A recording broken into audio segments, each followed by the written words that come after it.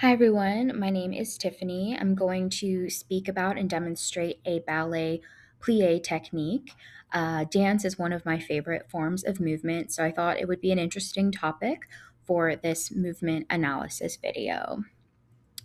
A plie is really one of the most ubiquitous movements in all of ballet, and it serves several purposes. It is a foundational movement for jumping and landing. It provides shock absorption to protect the joints, and it also provides a spring like power to lift off for elevation. And it's also a very helpful pose in preparing, transitioning, and finishing various movements. So you'll see ballet plies all throughout a performance, and in fact, it's the first move you do in ballet class.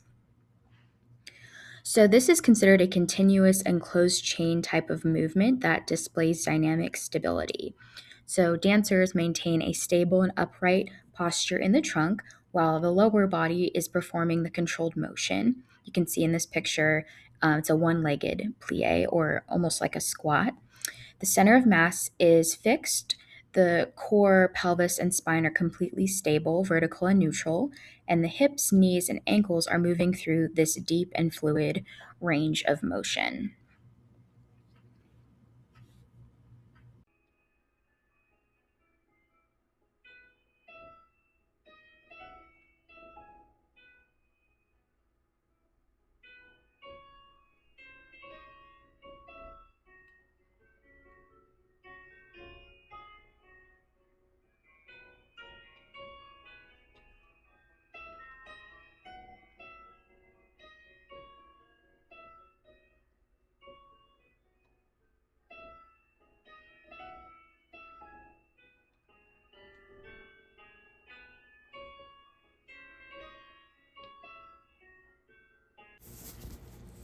So, there are several muscle groups involved in performing a ballet plie.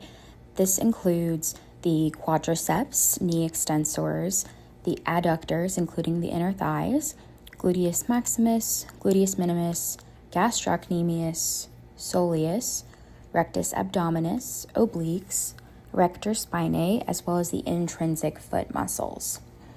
One way to think about this movement is a controlled or a graceful type of squat.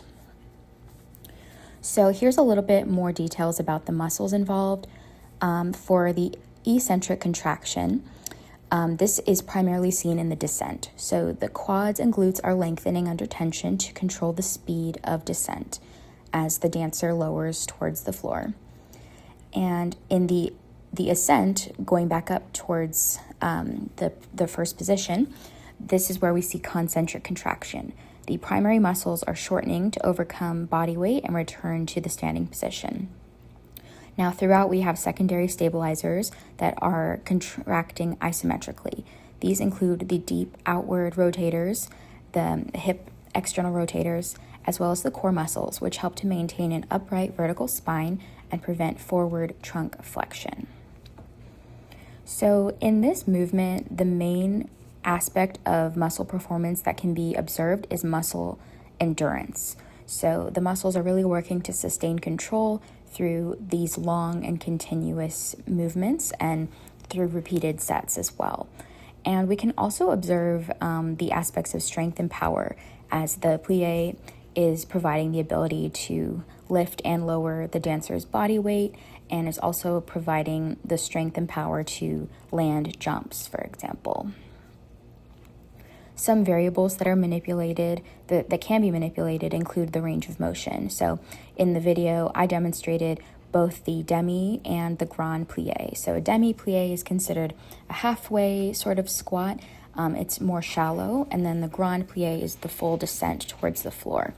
You can also manipulate tempo depending on the music, the rhythm, and this alters the time under tension.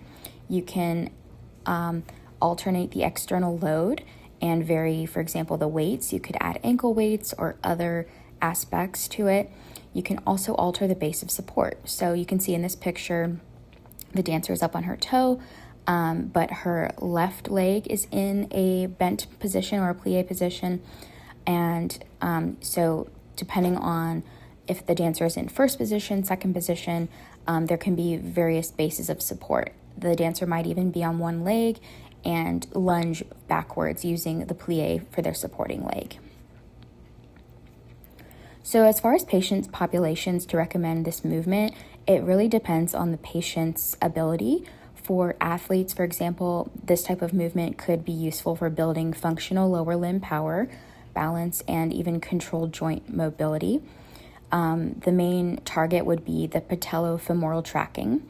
You can use this movement to improve the control of quads and adductors. This could even be useful for older adults who want to improve their core strength, improve their posture, and for general fitness purposes, for other athletes or patients who are interested in trying out this type of movement, or even basic dance classes. It's a great movement for general recovery, toning, and increasing strength as well as coordination. And you can make the movement more or less complex by adding, a rhythm component, coordinating the upper body, as well as adding a music sequence. All right, well, thank you so much for listening.